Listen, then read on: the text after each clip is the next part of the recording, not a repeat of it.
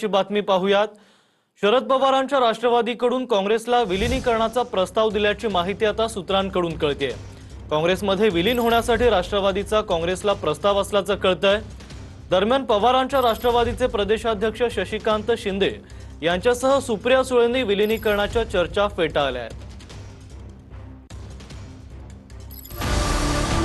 विलीनीकरणासाठी पवारांच्या राष्ट्रवादीचा काँग्रेसला प्रस्ताव असल्याची सूत्रांची माहिती आहे। दिल्लीतल्या काँग्रेसच्या वरिष्ठ सूत्रांनी माहिती दिली आहे। विशेष म्हणजे शरद पवारांच्याच राष्ट्रवादीनं काँग्रेसला विलीनीकरणाचा प्रस्ताव दिल्याचं कळतंय। शरद पवारांच्या राष्ट्रवादीचे नेतेही काँग्रेसमध्ये विलीन होण्यासाठी इच्छुक असल्याची सूत्रांची माहिती आहे। काही दिवसांपूर्वी शरद पवारांच्या राष्ट्रवादीच्या बड्या नेत्याने महाराष्ट्रातल्या काँग्रेसच्या बड्या नेत्याबरोबर विलीनीकरणासंदर्भात चर्चा झाल्याचं कळतंय। 15 ऑगस्टपर्यंत विलीनीकरणाबाबत महत्त्वाचा निर्णय होण्याची शक्यता वर्तवली जाते। याआधी सोनिया गांधींनी तृणमूल काँग्रेसमध्ये फूट पडल्यानंतर ममता बॅनर्जींना विलीनीकरणाचा प्रस्ताव दिलेला आहे। विरोधकांची मोट बांधण्यासाठी काँग्रेसनं विलीनीकरणाच्या माध्यमातून पुढाकार घेतल्याचं समजतंय। तर शरद पवारांच्या राष्ट्रवादीच्या विलीनीकरणाची कोणतीही चर्चा नाही असं सुप्रिया सुळे आणि प्रदेशाध्यक्ष शशिकांत शिंदेंनी म्हटलंय। काँग्रेस हा अधिक मजबूत व्हायला पाहिजे देशामध्ये।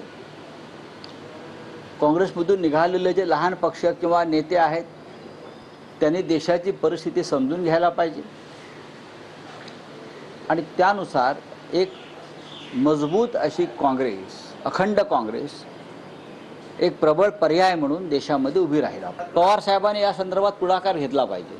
माननीय शरद पवारांनी ही जी विचारधारा किंवा भूमिका बनते एकत्र येण्याची, त्या संदर्भात जर त्यांनी नेतृत्व केलं, पुढाकार घेतला तर हा विचार खूप पुढे जाईल। राऊत साहेबांचं मत ते रोज अतिशय परखडपणे आणि देशाच्या हितासाठी मांडत असतात आणि अर्थातच एका सशक्त लोकशाहीमध्ये प्रत्येकाला आपलं मत मांडण्याचा अधिकार आहे। आणि संजय राऊत साहेब माझ्यासाठी एक मोठे भाऊ आहेत, त्याच्यामुळे त्यांनी जे काही सूचना दिल्या आहेत त्याची नोंद आम्ही प्रत्येक जे सूचना करतात त्याची आम्ही नोंद घेतो। अजितदादांच्या निधनानंतर दोन्ही राष्ट्रवादी एकत्र येण्याच्या विषयाला पूर्णविराम देण्यात आलेला आहे।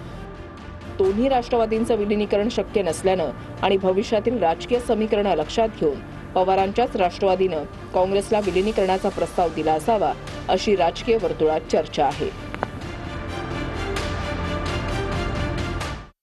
शुभेच्छा आहेत त्यांना। चांगलं आहे, राहुल गांधी आणि शरद पवार साहेबांची टीम मिळून चांगलं काम करतील, त्यांना शुभेच्छा आहेत।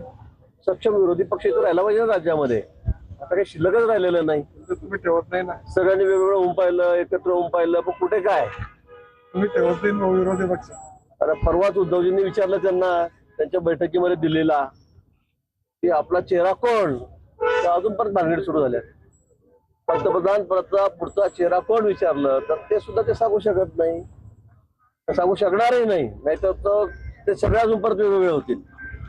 त्यामुळे राज्यात असेल काय, देशात असेल काय, सगळे 12 वाजलेले विरोधी पक्षाचे आपण बघतात।